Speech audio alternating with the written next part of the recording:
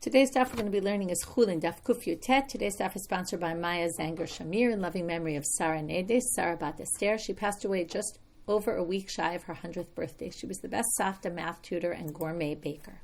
Okay, we're going to get started with the Machloket. We're going to spend the whole first part of today's daf with this debate between Rav and Rabbi Yochanan. Okay, I just want to remind you of this Machloket and maybe add one other point that's important to understand here. Rav says that ein yad lepachot mikazayit ve'ein shomer lepachot mikifol. In order for something to be considered a yad or something to be considered a shomer, there's a minimum amount of what it's being used to hold or what it's protecting. And because the protector, as we saw in the earlier sugya, is stronger because it protects and the yad doesn't, so the protector is on a smaller amount and the yad is on a larger amount. Okay, it needs to be at least a kazayit, and the shomer needs to be at least a full, right, the size of a bean. Okay, it's a pretty big bean. It's much bigger than, let's say, a lentil, but it's still the size of a bean, which is much smaller than even half an olive bulk. So that's Rav's position. Now and then Rabbi Yochanan says, what do you mean? Ein yad l'pachot mikazayit. Yesh yad l'pachot mikazayit, yesh shomer l'pachot mikiful. You don't need that kind of requisite amount. He doesn't say if there's a difference between them, and maybe you need more for a yad than for a shomer, but he says you definitely don't need the shiurim that Rav is talking about. Maybe he doesn't require any minimum amount, we're not sure, but he definitely doesn't require what Rav requires. Now, you might be asking, and this is a question the commentaries ask, is, wait a minute, don't you need a kibetza of food? How are you going to get to a kibetza of food if you have a yad on something that's less than a kazayit or a shomer on something that's less than a ful? Even if the shomer, now yad, if you remember, doesn't join the requisite amount. Shomer, that was the whole point of yesterday's daf, that a shomer is mitzvah. If the yad is not, so if a yad is on something less than a kazayit, then you don't have a kibetza. So if you remember, there's a machloket we talked about whether it needs, the food can be any kind of amount in order for tumah to become upon it. It just needs a kibetza, the size of an egg, to pass on impurity. Or there was and then you could say maybe this whole sugya is talking about, okay, there's less than a kibetza, but we're only talking about becoming impure, not passing on impurity, because for that there's no requisite amount.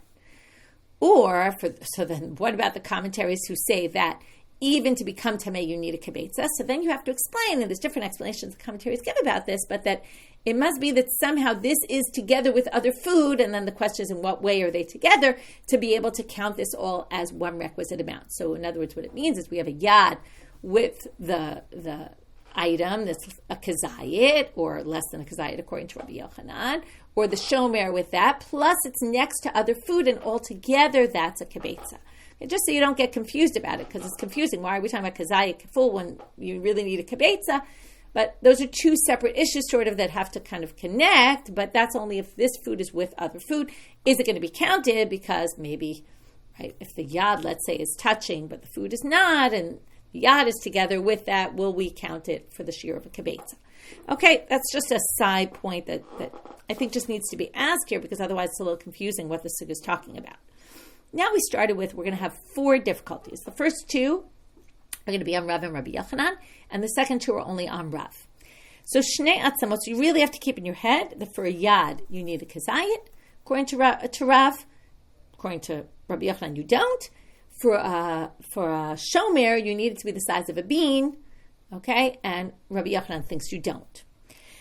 So now comes this difficulty from a Tosefta in Ohalot. We have 2 bones. On each bone, there's a half a zayit, so that shouldn't be an amount that works for a yad, according to Rav. Okay, the commentary, the notes on the side of the Bach changes it to hashnayim.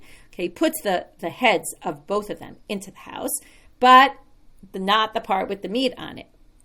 Right, and we're talking about from a dead body, a person's dead body, and the house makes a tent over these bones. The bayit's tameh, even though the flesh, which is the part that's really matame, is outside, because this seems to function as a yad.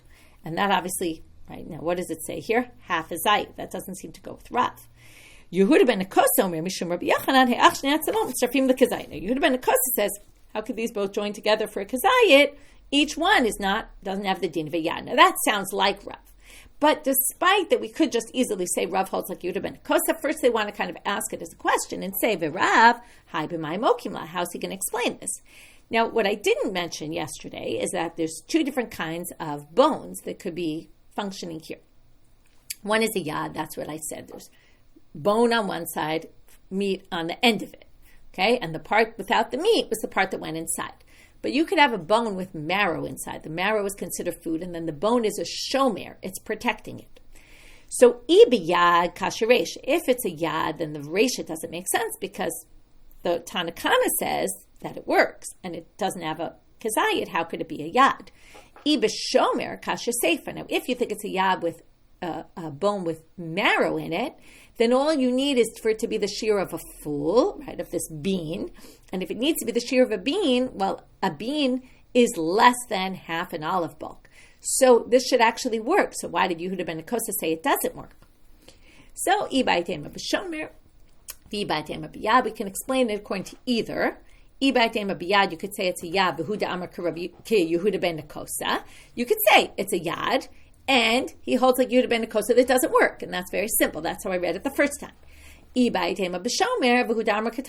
you could say that Rav reads it, that it's talking about a shomer, and he holds like Tanakama, that this works because it's bigger than the size of a bean. For Rabbi Yochanan, now how's Rabbi Yochanan going to explain this? Because Rabbi Yochanan says you don't even need. Now, according to Rabbi Yochanan, so let's just look. For sure, Yehuda ben Kosa doesn't work because he says this wouldn't work. And of course, Rabbi Yochanan is going to think this works. So that's what they're going to say. Rabbi Yochanan, Amar, it's definitely not Yehuda ben Kosa, but you could say kula biyad. It must be talking about a yad, v'huda amar katanakama. Now, so what are we going to say? It's talking about a yad, and he holds like Tanakama that it works because you don't need a whole zayit. Half a zayit's fine. Now, you could say it's shomer, and you don't need a zayit, a whole olive bulk, because even less than a fool is good. But then the assumption is, now, you could have said this, and theoretically that could be an answer. But this assumption is that if that was enough, they would have brought an example with even less on the bone and brought that example, and that would have proven Rabbi Yochanan better, and therefore he explains better to explain it as yad. Tashma, second source. Rabbi Yehuda Omer, kulit sheyesh alav kezayit basar, goreret kula letuma. If you have a kulit, the bone of the upper thigh, which has a kazayit of basar, okay, it has, this we're talking presumably about either tumat ochlin or tumat nevela, and it has a kazayit of flesh on it, because we're talking about an animal, goreret kula letuma. So this bone passes on impurity, right, to the rest of it. Achirim omrim, afilu ain't, now notice it says in Tanakama's position, you need a kazayit. Achirim omrim, others say, afilu ein aleh, ela kefol, goreret kula letuma. Even if it's only the size of a bean, it still works. So Rav, hai b'mai mokimla. So Rav, now we're going to say again, this doesn't make sense according to Rav, because ibiyad, same kind of question as before, even though it's a bit of a strange question, because I don't know why you have to say it has to fit with both opinions, right? But anyway, they ask it. Ibiyad kasha seifa. If you're talking about the yad, he thinks you need a kazayit, and the second position was you don't even need a full. Or even, actually, it said, even if it's only a full, it will work, even if it's only the size of a bean. And Rav says you need it to be a kazayit. Shomer, if it's talking about a shomer, kasha reisha, because for a shomer, Rav only requires, right, if it's protecting, he only requires a smaller amount of full. It wouldn't need to be, right, the size of a bean. He wouldn't need it to be the size of an olive bulk. So, so now we're going to explain it both ways, and that he holds by a different position each time, right? Biyad, you could say it's talking about a yad, where again, the bone had a piece of meat at the end of it. V'huda amar ki Rabbi Yehuda. And then he holds like Rabbi Yehuda, who says, because it's a yad, you need a kazayit. That's the kulit sheyesh aleh kazayit basar. Then it works. And that's exactly Rav.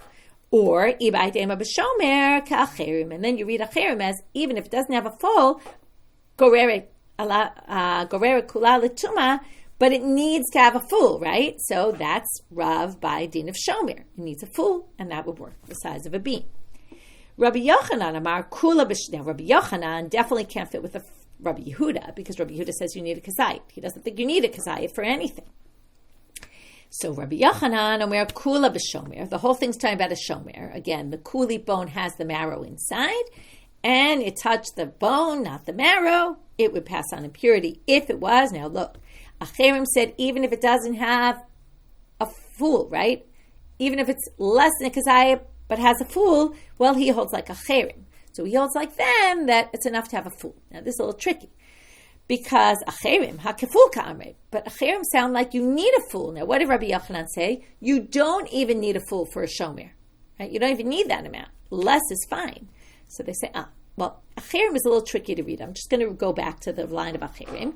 Afilu ein aleha ela kefol goreret kula l'tumah. Even if it doesn't have on it but a foal. Now, we assume that meant it needs to have the size of a bean. But maybe it means even if it doesn't even have a full, maybe even if it doesn't have even that amount. Okay? And why did he use the language of a fool as opposed to the Rabbi Yehuda who used the language of a kazayit? He was trying to say, I did Kamar Tanakama, which is Rabbi Yehuda said shiura, since he gave a shiur of a kazayit, Kamar inu nami shiura. So according to Rabbi Yochanan, you'd have to read it like this.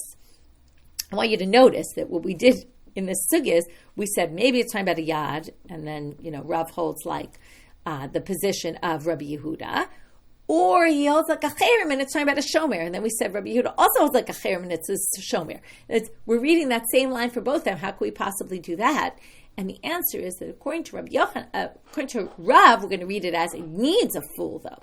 And according to Rabbi Yehuda, we're going to say even if it's not the size of a bean, they said the size of a bean since Rabbi Yehuda brought an olive bulk. He said you don't even need a full, but you don't even need even a full. But what he really meant is you don't even need a full. He was just trying to give a lower amount, some requisite amount, and say even much lower. But he really meant it could be anything. It doesn't matter what size it is, and that's how Rabbi Yehuda would read it. So we now have two ways of reading this source. Two ways according to Rav, but the second way according to Rav, then both Rav and Rabbi Yochanan could read this as talking about a shomer, but one reads it as it needs to have the shear of a fool, and the other one reads it as it doesn't even need that amount. Okay? And now we're going to see, we're going to have 2 points. One is Rava, Amar Rava, Daikanami de B'shomer Askinan. The second interpretation that we explained according to Rava, and the only interpretation we have for Rabbi Yochanan, was it was talking about a shomer.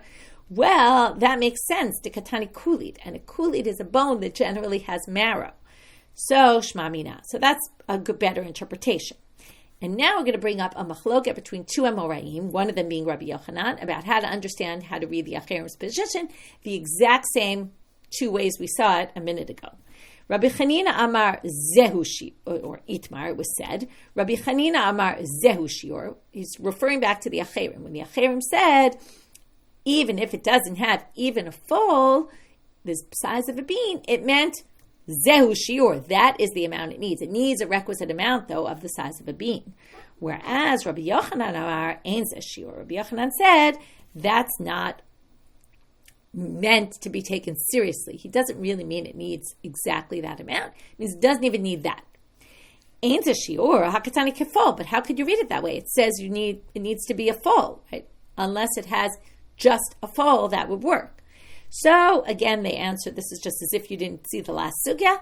I did Kamar Tanakama Shiura, Kamar Inu Nami Shiura. Because Tanakama, meaning Rabbi Yehuda, gave a requisite amount of a kazayit, so he used a full, but he didn't really mean it literally, that it needs to be that amount.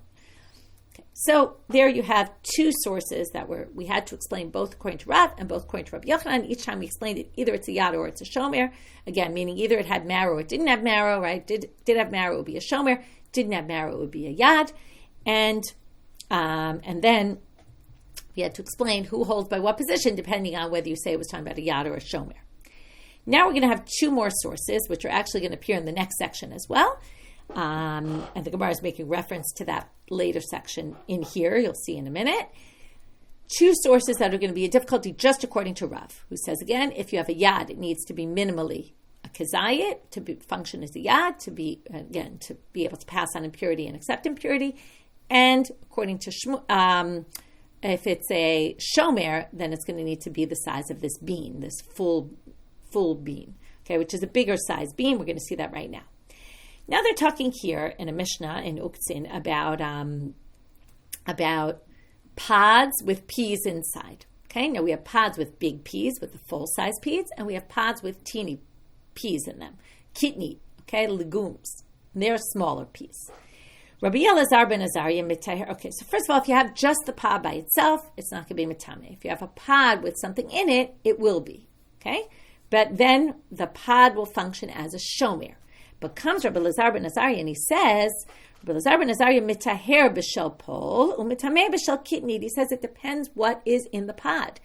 If it's a big bean, then you don't need a protection for it. What is protection? It protects in case it gets crushed, in case it gets full of lots of dirt. There's all these psolet always mixed in with it, like all the stuff like when you buy, if you want to clean out lentils or something, there's all these, garbage pieces in it. So he says in pole, you don't really need the protective pod because they're big enough that it's easy to keep clean. It's easy to hold them without crushing them. Whereas mitameh b'shel kitnid. But in a kitnid, he says if you touch the pod, it's going to make the kitnid impure or pass on impurity in any which way you can pass on impurity, because when you want to touch them, you need the pod to protect it. So what do you see here? According to this, now what happens? Why is this a problem with Rav? Because Rav says a pod, which is a shomer, would need to be shomer on something that's at least the size of a pole, right? This bean. If you say the kitnid is smaller, and that's specifically where you have a lot of shomer, then you have something protecting something that's teeny, and we're calling it a shomer. That goes against Rav. Okay, it's certainly not a difficulty for Rabbi Yochanan. To which they answer, Keda'amar Rav Acha Berei de Rava. Now, this is the Mishnah, by the way, in Uktzin. Rav Acha Berei de Rava, he explained that Mishnah in Uktzin because of a different issue, which we're going to see on Amud Bet, Bekulcha umishum yad. He said, we're not talking about one pod protecting one kitnid inside of it. We're talking about a stalk with lots of pods on it, and in each pod there's one kitnid. And then it's a yad you're holding the yad. Now, with the yad, you're holding the stalk, and we're talking about the stalk passing on impurity to all the pods that have the kitnid in them. And then altogether you have a yad for, a lot of stuff, because you have a lot in the end of kitniot there, and they all add up to the requisite amount that Rav needs, which would be a kazayit. Okay, so we're not talking about one lone pod with one lone kitnid inside. We're talking about many pods with kitnid in them and a stalk holding them all, and he's talking about the yad. Right, that Mishnah is talking about the yad. Now, you have to explain one word. My b'mashmishan. Why does it say b'mashmishan? When you touch the kitniyot, right, you rather touch it through the pod. Here you're not even touching the pod. B'tashmishan. What it means is for its use, meaning for carrying it. Okay, and that's the yad, the stalk. Tashma, fourth source that seems to go against Rav. Tana debei Rabbi Yishmael again. Rav said for a shomer it has to be the size of a bean. Well, what about this? The whole law of shomrim mitzdaref. What did we learn? This was yesterday's daf. Tana debei Rabbi Yishmael. Kol zera zeru asher yizarea. Kederach shebenei adam motzim. Klipa b'klipata. Klita b'klipata. Sora b'klipata. Dashim b'klipatan. We learn the whole source of a shomer from the peel around a grain of wheat, or a grain of barley, or a grain of a legume. Now, a grain of lentil. Now that peel is around something that's teeny, much smaller than the size of a bean. So how could you possibly say that that's a shomer? So the answer, bria shani, that's different, because that's around a complete item. When we were saying a shomer has to be protecting something that's the size of a fool, we're talking about if it's a bunch of things inside there that it's protecting. Let's say a hide, a piece of skin that's protecting meat. Well, the meat has to be a certain requisite amount. But that's not, its own entity. So that's just a piece of meat. So if it's a whole complete entity, then you wouldn't need a requisite amount for it to be considered a shomer. Okay, so 4 difficulties. 2 were on Rav and Rabbi Yochanan. 2 were on Rav alone, and we resolved them all. Now we're going to have a second part of today's sugya, which is by Rav Oshaya. Rav Oshaya asked the following question, turning out Amud Bet. Shnei shomrim maushi yitztarfu. What if I have 2 shomrim? Can we join them together? Can we say, I have 2 shomrim, and Rashi says, to get to the shir of kibetza. Okay, so I have 2 shomrim. They're each protecting something else. Can I say the shomer plus what it's protecting, plus the shomer and what it's protecting will count together? Or maybe not. Okay, the truth is I'm jumping the gun a little because we don't exactly understand the question yet. Hechidami, what's the case? The Gemara asks.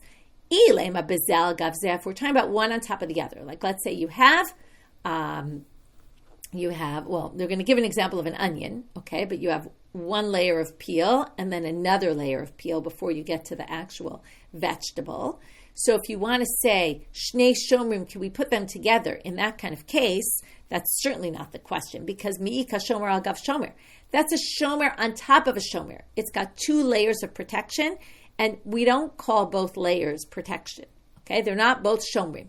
Okay, we only call, we're going to see now, the inner one protective. V'hatnan, it says in the Mishnah, Rabbi Yehuda Omer, Shalosh klipot babatzal. Okay, onions have layers, right? We all know that. There's all sorts of jokes made about that, right? Even Shrek. But onions have many layers, and we're going to talk about three of the layers. What they mean here is the three outer layers, which is the pnimi, the inner one, which is the inner one that's the outermost layer that can be eaten.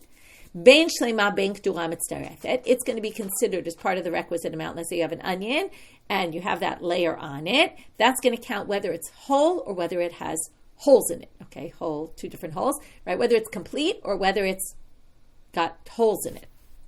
Because it's food. It doesn't matter if it has holes in it. We'll see the relevance of the holes in a second. And sa'it, the middle one, which means the one outside of that layer, which is already, right, when you peel an onion, you often peel out the outside layer, and then you peel off, you see, I really have to peel another layer because that still has stuff on it. So that one that really we don't eat any because it's got that, thin, it's not really edible so much. Shleima mitzarefet k'dura ein mitzarefet. Well, that has a law of a shomer. Now, a shomer is only going to protect something if it has no holes in it. So if it's complete, then it joins, because then it's a shomer. If it's not complete, it has holes in it, then it doesn't combine. You can't count it in the requisite amount. Because remember, a shomer is mitzaref. That was yesterday's stuff. Chitzona, but the outer layer, ben kach uben kach tahora. Either which way, it's going to be pure, because the outer layer is a shomer on top of a shomer. So it doesn't matter. You could have the middle layer totally complete, the outer layer totally complete, but that doesn't join, because that's a shomer on top of a shomer. So for sure, Rav Oshaya didn't ask a question about that, because it's obvious the answer would be no. So Rav Oshaya shomer ochel shechilko kamebayle. He was talking about a shomer of food that was divided. Let's say you have a piece of meat with skin on it, and you split it in half.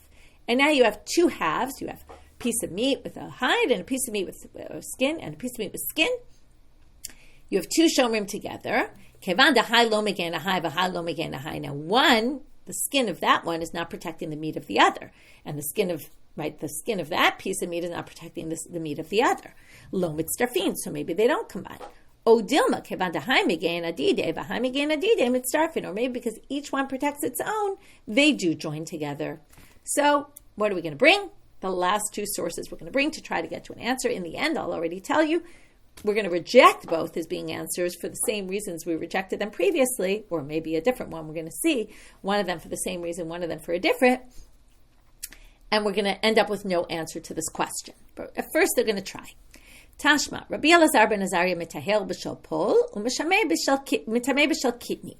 Now, if you say this pod with a kitnid inside is going to work as a shomer, okay, then what do you see here? Now, in this case, we're going to assume there must be multiple ones, because one is not going to be enough to get to a kibetza. So we must have a bunch of pods with a kitnid, and each one's protecting its own legume, and they all combine. To which they say, and this is where he said it, if you remember, we quoted in the previous page that Rav Acha Berei Rav already explained that Mishnah in this way. Now we're going to see he explained it to reject this as an answer to Rav Oshaya's question. Rav Acha Berei Rav bekulchu mishum yad. This has nothing to do with shomer. And then Rav Oshaya's question was about a shomer. There's nothing to do with the shomer. There's a yad, and it's the stalk that's holding many pods. Umay b'mashmishan. And then how do you explain the word mashmishan? If so, because we thought it was protecting it from you touching it. Well, bitash mishan. It's to be able to use it with this, which means to carry it through the stalk. Okay, tashma. Second source, which we also just read. Ditana debei Rabbi Yishmael. Kol zera zeru asher yizarea. Kederach shebenei adam motziim lizri'ah. Chita b'klipata, sora b'klipata, dashim b'klipata. Now again, if you're going to say this adds up to a kibetza, one wheat with its shell is not going to add up to a kibetza. It must be there's multiple ones together, way more than two shomrim, and they all add up to the requisite amount, and it seems like they obviously join together. So they say, well, just like in the previous source, Rav Acha said we can say it was a stalk holding together many of them. Maybe. Now there we said it was yad. Here we could say it's still shomer, but it's completely different from what we thought. It's not one grain of wheat with its peel, but it's the whole, how do wheat grows? Wheat grows in a stalk, and in it there's a cluster of wheat grains, and they're all shomrim of each other, because if you take one out, they're all joined together, they all fall out. So they're all actually protecting each other, and therefore it's one unit. And it's not two different shomrim together. They're all shomrim of each other. So the Gemara says, wait a minute. Bishlama ilita tzricha latatyata. The upper ones need the bottom ones. If you take out the bottom ones, the upper ones will fall out. But ela tatyata might tzricha liiliata. But the bottom ones don't need the upper ones, so they're not really all protecting each other, because the bottom ones will stay in place even if you take off the top ones of the cluster. So the answer, b'chad dara, we're talking about one row. In one row of the grains, if you take out one, they'll all fall out. Umi ika kebetza ochlin b'chad dara. But wait, if you have to get to a kebetza, how can you say that one row of these grains is going to add up to the size of an egg? No way, no how. Well, b'chite de Shimon ben Shatach. They say in the time of Shimon ben Shatach, it's in the time of the early Mishnaic times, there's a Gemara in Ta'anit that says, in the time of Shimon ben Shatach, there was such blessing that all the produce was huge. And then we must have had grains that were much bigger, and one row would add up to an olive bulk. To which the Gemara says, Hashadati lahach, if already you're going to go there, Chadachitanami, you could explain it one grain itself. You can go back to understanding Rabbi Yishmael simply. One grain with its peel was already, B'chitei Shimon ben Shatach, they were already so big that it was the size of an egg. That's how gigantic they were. It sounds like in the time of the spies, right, when they talk about those huge fruits that they brought back. So, in any case, we had two attempts, one from the Rabbi Elazar ben Azariah with the pod, and the other with Rabbi Yishmael and the grain with the peel, that we tried to say, oh, it's a shomer and it's less. What do you see here? It's less than a kibetza. It must be, it joins with the other ones, and shnei shomrim ma'oshi yitztarfu. But one we said it must be talking about a yad, not a shomer, and in this one we said it's talking about a shomer, but a shomer within, right, the whole row, which was a kibetza, or maybe even just one itself was a kibetza, as in the time of Shimon ben Shatach. Okay, gufa. Now we go back to the source that we ended with yesterday's daf. Shnei atzamot alehem shnei chatzei zeitim ve'achnis rashehen hashnayim labayit v'habayit ma'ahil alehem habayit tamei. So according to the Tanna Kama, if you have two bones, and again they're functioning as we said either a yad or a shomer, there were two ways of interpreting it, but let's just go with the yad and the house. Right, basically you have the part of the bone that doesn't have the meat on it is inside the house, but the meat is attached to the other side. The meat, the flesh from a dead body, a person's dead body, we're going to have the whole house become tameh. Yehuda ben Nekosa said, Mishum Rabbi Yehuda, they don't have enough in each bone, it's only half a zayid of meat on each one. He says, they don't have enough, it's not going to work. However, both would assume that if there was a kazayid of meat, both would agree that it would work, that even though the part of the bone that's inside is the part that doesn't have the meat on it, the flesh, well, impurity would be passed on because it has an olive bulk. On that point comes Rish Lakish, Amar Rish Lakish, Lo shanu ala etzem dehave yad. This would only work for a bone because a bone functions as a yad. Aval nima lo have yad. But what if you had a hair, okay, like a hair on the skin, on the hot, right, and then you have the meat underneath? That would not, or not underneath, but attached somehow, okay? That would not be a yad, okay? Nima lo have yad, presumably because people don't hold things by a hair, okay? That wouldn't function as a yad. A bone, yes, but not a hair. Okay, again, hair on the skin, that's on the meat. Okay, we're going to have to talk about this because it's a little bit strange, but we'll see there's some issues here. Rabbi Yochanan amar afilu nami have yad. Rabbi Yochanan says even a hair could function as a yad. So now, Eitiv Rabbi Yochanan the Rish Lakish. Rabbi Yochanan says to Rish Lakish, or sheyesh alav kazayit basal. Okay, here's a source. Okay, this source says, or sheyesh alav kazayit basar. If you have skin with a kezayit of meat on the skin, attached to the skin. Hanogea b'tziv hayotze mimeno. Okay, this isn't relevant for our purposes, but if there's a stringy piece of hair, stringy piece of meat. This isn't hair. This is meat hanging down. U b'sa'ara shekenegdo, or the hair that's opposite where the meat is, tamei. It's going to be impure. Now they assume, comes Rabbi Yochanan, he says, look, the hair makes it impure. Okay, you can pass on impurity through the hair. My la mishum yad. Is it not because it's a yad? Okay, and then the hair, right? Since you can hold, and this would make sense, right? If you can really hold it by the hair, and that's part of the question here. If you can hold it by the hair, Rabbi Yochanan says it's a yad, and that's how he reads this source. And that would go against Rabbi Yochanan, who says a hair does not function as a yad. So they say, no, mishum shomer. No. The hair they're talking about in this source is a din of shomer, because the hair also protects the meat. So now the Gemara says, wait a minute, umi kashomer al gabe shomer. This is not shomer. We already learned earlier in today's daf that, right, we talked about the two shomerim. It couldn't be one on top of the other. Now the hair is always on the skin. The skin is already the protector. So the hair couldn't be a shomer. So that's not a good answer. To which Rabbi Lakish answers, no, the hair actually directly touches the meat because it makes a hole in the hide. In other words, that's the way hair works. It's actually directly attached to the meat through the hide. It kind of makes this hole in the hide, the Gemara in the skin. So the Gemara says, what are you talking about? Matkefla Rav Acha Bar Yaakov. Rav Acha Bar Yaakov comes and says, wait, you're trying to say, Rish Lakish, that the hair is a direct shomer because it goes straight to the meat. It's not on the skin, which is on the meat. If you're going to say that, we have a completely from out of left field question. How do we write tefillin on the hide of animals then? Because you need a complete writing, meaning it can't be on something with holes in it. You're saying all the hides have holes in them from the hair that bores holes in them and directly touches the meat. So they say, what do you mean? That's not a question. You forgot what they said in Israel, which is kol nekev shadio ver alav eno nekev. Any hole that the ink can fill in the hole is not considered a hole. So this is not a problem, okay? Because when these are teeny holes from the hair, right? A hair follicle makes a teeny hole. That doesn't count as a hole for tefillin.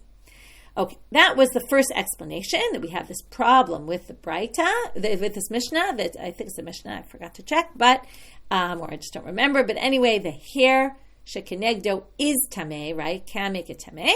How could that be? Well, it's not a yad, it's a shomer. And it's not a shomer al gabei shomer because it goes directly in. Ibait ema, or an alternative answer for Rish Lakish would be kula mishum yad. It really could be a yad. But keda'amar Rabbi Elah b'malai sheben hamlaim. In other words, Rish Lakish said, in our case, we were talking about one hair isn't going to work. That can't function as a yad because you don't hold it that way. But just like Rabbi Elah said somewhere else, that we're going to have one among many, meaning, okay, we're going to talk about this in a minute, what he means. So hold off for 1 second. Hachanami b'nima sheben animim. Just like Rabbi Elah answered some question in a different case. He was talking about the stalks of wheat and the hairs at the top of the stalks of wheat.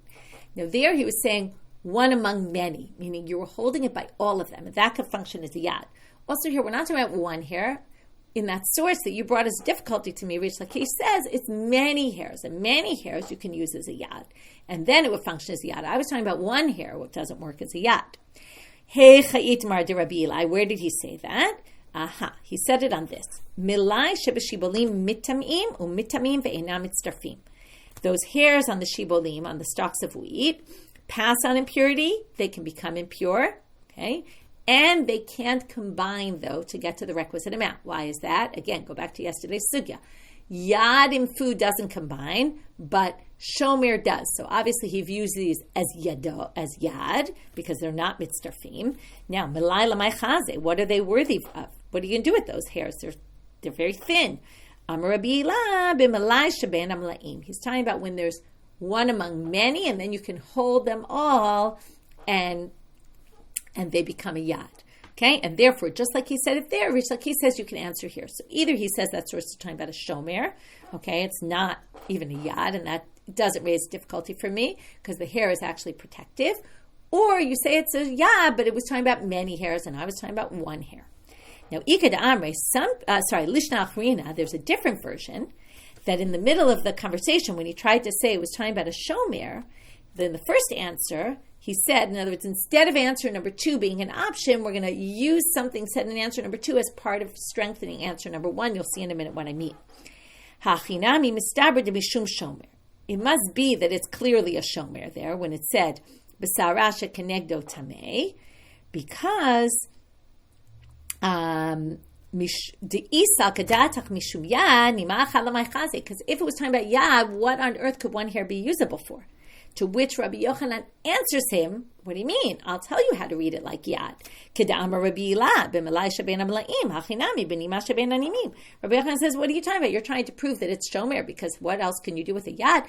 I can claim that source, instead of Rish Lakish saying, I'm going to explain the source talking about many, I can say that this source is talking about yad, and you can't prove that it's shomer, because I could say it was many hairs.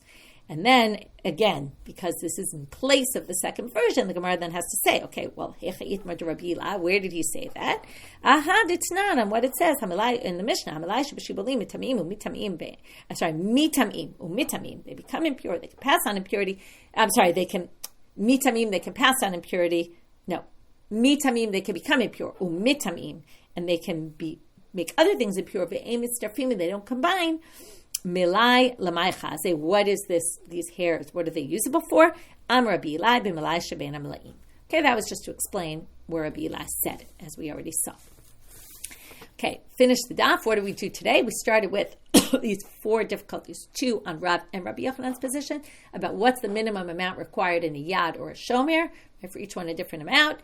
Whereas Rabbi Yochanan doesn't require either any amount, or it doesn't certainly require the amount that Rav required. And then we had 2 difficulties against both of them, resolve them. 2 difficulties against Rav, resolve them. We went to this question of Rav Ashaya, Shnei Shomrim, can they combine? First, we had to explain what the question is. Then once we had the question, we said, maybe you could learn it from these 2 sources, which were the last 2 that we had as difficulties on Rav. And then we said, no, because you can explain them in other ways. Then we went back to the Shnei Atzamot, and then we had this comment of Rish Lakish on it, which is we're talking about only bones, we're not talking about hair.